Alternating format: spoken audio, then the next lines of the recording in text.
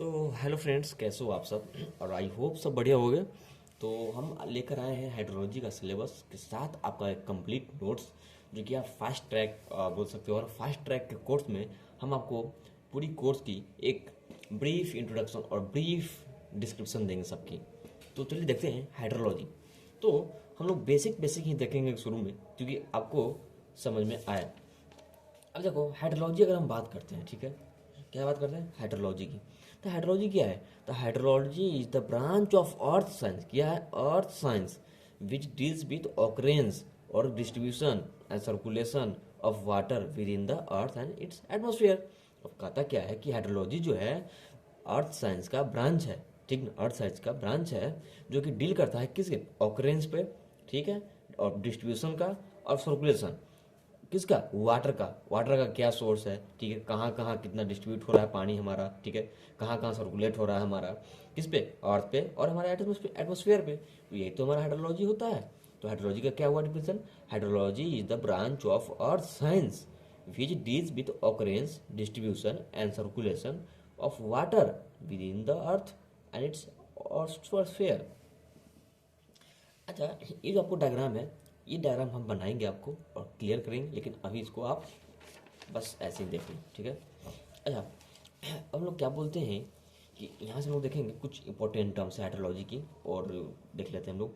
कहता है क्या कि which place in India receives highest amount of rainfall. तो हमारा ऑप्शन है मैसूरम, चेरापूंजी, ओगमी और महाबलेश्वर। तो हम लोग जानते थे कि चेरापूंजी होता है, लेकिन अब जो है चेरापूंजी नहीं होता है, अब क्या है? मैसूरम। मैसूरम इसका करेक्ट आंसर होगा, ठीक है, जो कि हमारा wettest place in the world, ठीक है ना, भीगा हुआ। अब कहता है chemical used in the cloud seeding. जो हमारा आर्टिफिशियल रेनफॉल होता है, ठीक है, उसमें हम लोग कौन सा केमिकल यूज करते हैं? तो उसमें हम लोग silver iodide and dry ice use करते हैं। क्या? Silver iodide and dry ice, ठीक है। अच्छा, तीसरा क्वेश्चन क्या है? Total quantity of water in the whole world is about. कह रहा है कि टोटल क्वांटिटी वाटर का कितना है पूरे वर्ल्ड में? तो टोटल क्वांटिटी है 1386 मीटर किलोमीटर पर क्यूब, सॉरी मिलियन, ठीक है ना। और इसी को हम लोग 1360 मिलियन पर किलोमीटर क्यूब हम लोग बोलते हैं, ठीक है ना, मिलियन है, ठीक है, सॉरी। अब कहता है annual average rainfall of Goa क्या है? 100 सेंटीमीटर इसका आंसर हो सकता है, ठीक है। एनुअल एवरेज रेनफॉल क्या है? 100 centimetre. Annual average rainfall of India क्या है? वो 119 सेंटीमीटर, ठीक है ना। अच्छा, कुछ टर्मिनोलॉजी है, देख लेते हैं हम लोग छोटा छोटा टर्मिनोलॉजी। पहला है लिम्नोलॉजी। क्या है? लिम्नोलॉजी। लिम्नोलॉजी क्या है? तो स्टडी ऑफ लेक्स और पोन्ड्स। मतलब हम लोग जो लेक्स और पोन्ड्स के बारे में जो भी पढ़ाई करते हैं उसको हम लोग लिम्नोलॉजी सब्जेक्ट से नाम जानते हैं, ठीक ना। और क्या है? Potamology, study of rivers and streams, rivers और स्ट्रीम्स का पेटोमोलॉजी। और क्रायोलॉजी क्या है? Study of snow and ice, snow और आइस के लिए क्रायोलॉजी, ठीक ना।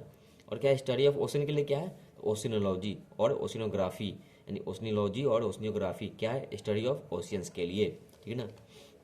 अच्छा, हम लोग हाइड्रोलॉजी तो पढ़ रहे हैं सब्जेक्ट, लेकिन हम लोग इसका क्या यूज है हमारे सब्जेक्ट का आगे लाइफ में, तो हम लोग उस इसलिए पढ़ते हैं ताकि हमारा जो इसका जो ब्रीफ एक मतलब हम पढ़ रहे हैं तो उसका क्या आइडिया हमारे सेंस में लग रहा है, तो वो हम लोग पढ़ने का क्या सेंस बनता है आगे हमारे लाइफ में। तो देखो, हम लोग क्या कर सकते हैं कि पहला कि डिजाइन ऑफ हाइड्रोलिक स्ट्रक्चर, ठीक है, यानी कि हम लोग हाइड्रोलिक स्ट्रक्चर अगर सब आप नहीं जानते तो इसको रहने दो, लेकिन हाइड्रोलिक स्ट्रक्चर जो है उसका हम लोग डिजाइन कर सकते हैं, ठीक है ना, कि कितना पानी हम लोग का जाएगा, फुल होगा तो हाफ होगा कितना, ठीक ना। ड्रॉप मैनेजमेंट, सुखाड़ का जो हम लोग मैनेजमेंट कर सकते हैं, जो सुखाड़ आ जाता है उसके लिए हम लोग एक मैनेजमेंट तैयार कर सकते हैं, ठीक ना। क्योंकि हमको जब हाइड्रोलॉजी का नॉलेज होगा, ठीक है, हाइड्रोलॉजी सब्जेक्ट का, तो हम ये सब कर सकते हैं ना।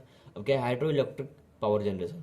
मतलब हाइड्रो इलेक्ट्रिक पावर जनरेशन मतलब जो हमारा जो बिजली होती है, ठीक ना, तो हाइड्रो इलेक्ट्रिक से हम लोग कैसे जनरेट कर सकते हैं उसके बारे में हम लोग यहाँ से ज्ञान प्राप्त कर सकते हैं। और क्या? Domestic and industrial water supply, domestic and industrial water supply, ठीक है, बॉडी से बहुत सारे भी है इसके लिए। चलिए, पहला चैप्टर है हम लोग का, चैप्टर 1 प्रेसिपिटेशन। प्रेसिपिटेशन क्या है? तो कहता है कि any form of water reaching earth surface from atmosphere is called precipitation. मतलब कोई भी फॉर्म वाटर का कोई भी फॉर्म, ठीक ना, वाटर का कोई भी फॉर्म हो जो कि अर्थ सरफेस पे रीच करता है, किससे? एटमोसफियर में से, ठीक ना। एटमोसफियर में से जो अर्थ सरफेस पर हमारा वाटर का कोई भी फॉर्म, ठीक ना, कौन कौन सा फॉर्म होगा हम देखेंगे, लेकिन कोई मतलब कि वाटर का फॉर्म की, ठीक ना, उसको बोलेंगे प्रेसिपिटेशन। अब जैसे जैसे कि देखिए प्रेसिपिटेशन क्या हुआ, तो any form of water, water का कोई भी फॉर्म अगर हमारे अर्थ सरफेस पर आता है एटमॉस्फेयर से, तो उसको हम लोग प्रेसिपिटेशन, ठीक ना। अब देखिए फॉर्म्स ऑफ प्रेसिपिटेशन, हम क्या बोले हैं, वाटर का जो फॉर्म है, ठीक ना, यानी कि वाटर जो हमारे अर्थ पे आया है उसको बोलेंगे प्रेसिपिटेशन। लेकिन जो वाटर आया है हमारे अर्थ पे, वो बहुत तरह से आ सकता है, अनेकों रूप से आ सकता है, ठीक ना। तो पहला मतलब अब बेसिकली हम लोग देखते हैं रेनफॉल, जो बारिश जो होती है वो क्या है, एक तरह से प्रेसिपिटेशन ही है, ठीक ना।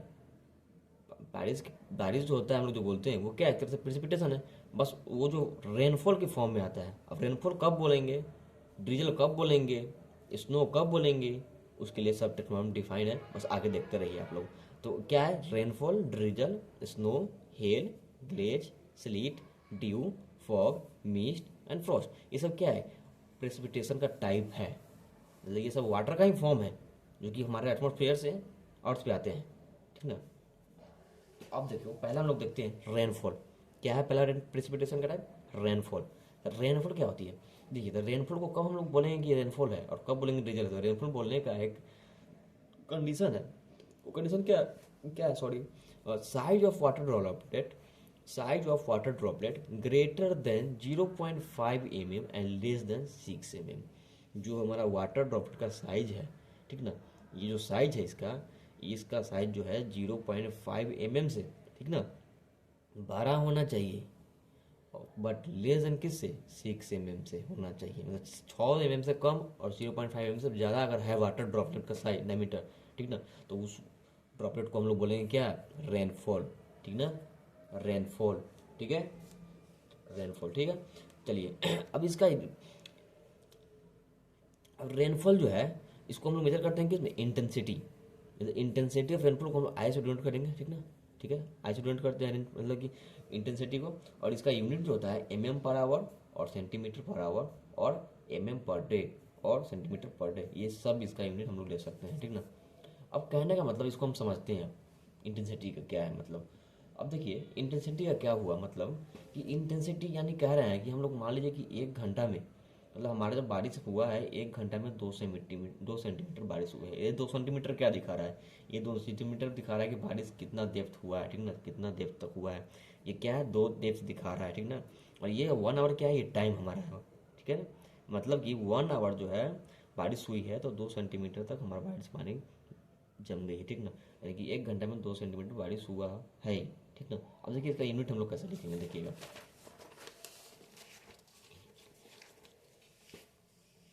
अब देखिए हम लोग क्या यहाँ से बोले हैं, यहाँ से क्या बोले थे, देखिए जो टेलीफोन का रेनफॉल जो है, intensity of rainfall, rainfall intensity I से डिनोट करते हैं। तो आई से डिनोट करते हैं, तो आई से डिनोट किए हैं, तो आई इक्वल टू क्या हुआ, यानी कि ठीक है टाइम, कितना टाइम में कितना बारिश, सॉरी, अब कितना डेप्थ, मतलब कितना डेप्थ कितने टाइम में हुआ है। तो देखिए 2 सेंटीमीटर हमारा मान लीजिए एग्जाम्पल में हुआ था कितना, पर आवर में, मतलब 1 आवर में हमारा 2 सेंटीमीटर हुआ था, ठीक ना।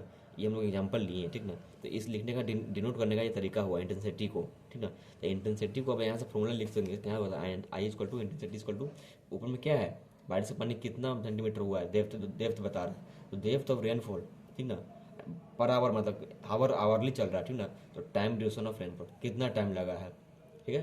तो डेप्थ ऑफ रेनफॉल को हम लोग बोल देते हैं पी, कितना बारिश का पानी हुआ है, ठीक ना। टाइम और ड्यूरेशन क्या हुआ, टी, यानी कि हमारा कुल मिला के देखा जाए फॉर्मूला क्या हुआ, I equal to P by T, I equal to P by T.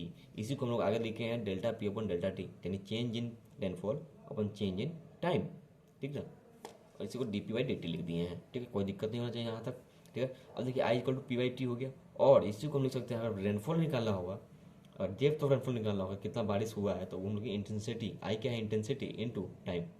मतलब कि कुल मिलाकर देखा जाए तो 2 फॉर्मूला हम लोग को बनता है, I equal to P by T और P equal to I into T, यानी कि रेनफॉल निकालना है तो इंटेंसिटी इंटू टाइम। तो इंटेंसिटी का फॉर्म क्या है, यूनिट सेंटीमीटर पर आवर या फिर mm पर आवर, ठीक है ना। अब देखिए डेप्थ ऑफ रेनफॉल क्या हो गया, यही चीज़ हो गया, डेप्थ ऑफ रेनफॉल क्या हुआ, पी इक्वल टू, यानी कि डेप्थ ऑफ रेनफॉल क्या है कि कितना बारिश हमारा हुआ है, पी से डिनोट कर रहे हैं, ठीक ना। वो कितना हो जाएगा, इंटेंसिटी इनटू टाइम। अब ये जो है हम लोग नेक्स्ट वीडियो में इस पर एक क्वेश्चन कर लेंगे और सारा चीज़ हम लोग का ये क्लियर हो जाएगा, ठीक ना। बहुत ही इंटरेस्टिंग सब्जेक्ट है हाइड्रोलॉजी, और इसको आप बेहतरीन रूप से आप इसे पढ़ाई कर